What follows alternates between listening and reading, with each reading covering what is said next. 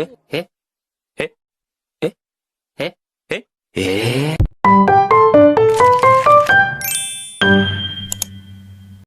Hi guys! For today's vlog nga ay makikita nyo dito, matutungayan nyo dito kung ano nga bang update sa akin kahapon. So, ayun na nga, nag-aantay na nga rin ako dito ng aking kaklase dahil nga pupunta na kami sa taas at magpapasign in na rin kami ng aming clearance. Pagpasensyahan nyo na nga ako dito sa voice cover ko dahil nga sinisipon ako. So, balik tayo dito na habang wala pa nga yung dalawa is nagkikwentuhan na muna kami dito ng isa ko pang kasama. Napapasarap nga din dito ang aming kwentuhan, chismisan. Nung hindi nga namin sila mantay, ay pumunta na rin kami sa taas at para magpa-sign in ng clearance. Pagkatapos nga namin magpa-sign in ng clearance, hindi na nga namin nakita yung dalawa pa namin kasama. So ayan na nga, nagutom na kami, malamang kakain kami, diba? Charing! So ayan na nga, at andito na nga kami sa McDonald's.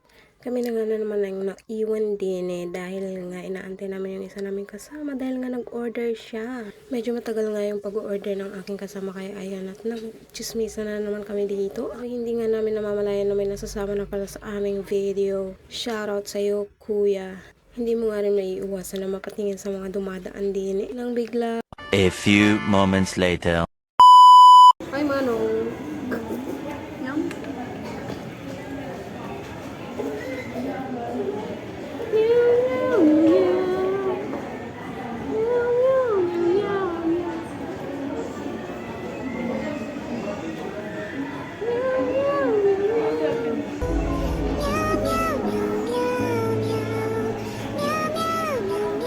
Dumating na nga din dito yung isa naming kasama at sabi niya hindi daw siya naka-order. Kaya i-try daw namin na kami yung pumunta. Mali nga ang narinig ng pinag-orderan niya kaya kaming dalawa na yung pumunta. Kumain na nga rin din kami dyan at hindi ko na nga rin na videoan.